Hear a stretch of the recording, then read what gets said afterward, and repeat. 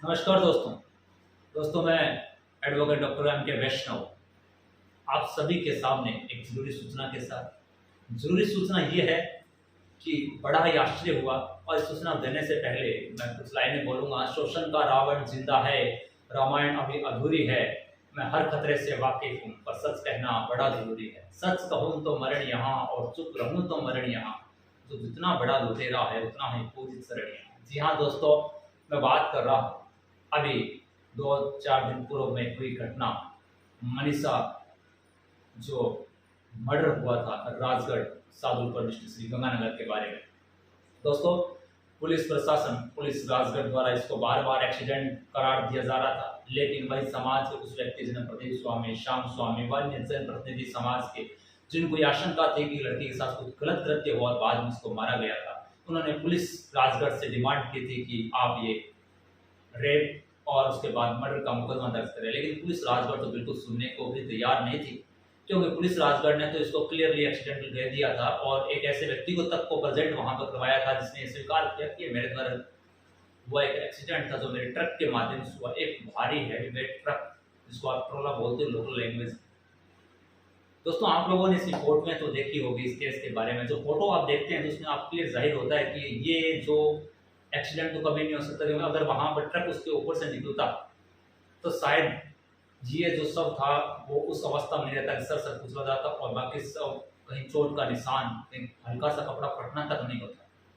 ये बिल्कुल ऐसा प्रतीत हो रहा था कि लड़की के साथ कुछ गलत कृत्य हुआ या पहले कभी हुआ और बाद में इस कृत्य को गुनहगार ने छुपाने के लिए लड़की को मौत के घाट उतारा हो। तो शक आशंका के दायरे में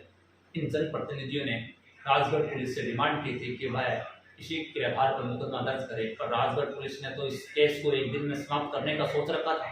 और इसे कह दिया कि ये इस व्यक्ति के द्वारा गणित हत्या बल नहीं बल्कि एक एक्सीडेंट था और ये एक हैवी लाइसेंस धारक है, क्योंकि ये सभी जानते हैं अमूमन कानून के अंदर कि अगर एक्सीडेंट को करार दे दी जाए तो जिसके पास लाइसेंस है तो इंश्योरेंस कंपनी से केस लड़ती है और वो जल्दी बेल आउट हो जाए। लेकिन यहाँ पर समाज के संघर्षशील व्यक्ति प्रदीप स्वामी, श्याम स्वामी, वान्य जो व्यक्ति यहाँ पहुंचे हुए थे, संघर्षशील व्यक्तियों ने हार मानना उचित नहीं समझा। यहाँ पुलिस के आगे वह झुकना स्वीकार नहीं कर रहे थे, बल्कि अपनी डिमांड पर अड़े हुए थे कि वह इस केस को दर्ज करवाएंगे और दर्ज होने तक ये वहाँ पर प्रदर्शन कर रहे थे और सबका अंतिम संस्कार नहीं किए जाने पड़े हुए, जो कि गलत भी नहीं था। इन्होंने अपना पारिवारिक, इन्होंने अपने समाज के व्यक्ति को रखा।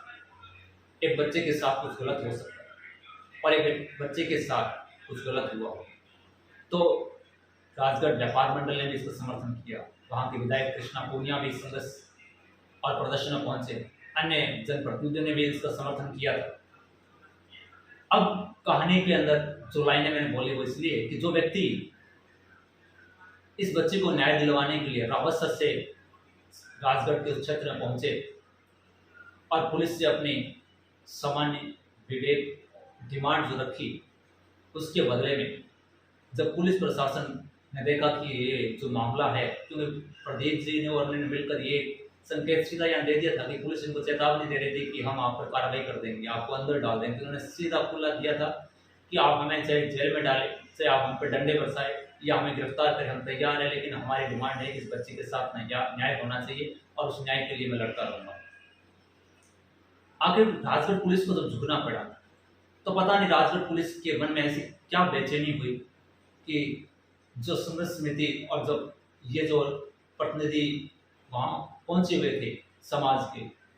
जब इनसे बात होने के बाद सारी डिमांड जब ये हो गई मुकदमा दर्ज हो जाएगा हत्या का, तो उसके बाद राजगढ़ पुलिस ने प्रदीप स्वामी व अन्य 15-16 व्यक्ति जो समाज के वहाँ पहुंचे हुए थे उनको एक तरफ से दबाने का प्रयास भी, दबाने का प्रयास यहाँ ये इसलिए बोल रहा हूँ क्योंकि उसी शाम को पुलिस ने एक मुकदमा दर्ज इनके खिलाफ किया और कहा कि ये धरने प्रदर्शन कर रहे थे, राजकीय कार्य बाधा डाल रहे हैं, सब रखकर प्रदर्शन कर रहे थे। इस प्रकार मतलब जो सब रखकर प्रदर्शन करना और उस पर तो इस प्रकार एक लंबा चौड़ा एक पैराग्राफ बनाते हुए इन व्यक्तियों पर मुकदमा दर्ज कर दिया। जो ये प्रतीत होता है कि राजगढ़ पुलिस शायद किसी मंशा को पूरी करने में असफल हो रही है और उसी की बौखलाहट से शायद इस प्रकार का मुकदमा जनप्रतिनिधियों जिन्होंने एक शांतिपूर्ण तरीके से पुलिस से डिमांड की और एक धरने पर बैठे, एक ऐसा आंदोलन उस बच्चे के न्याय के लिए चलाया,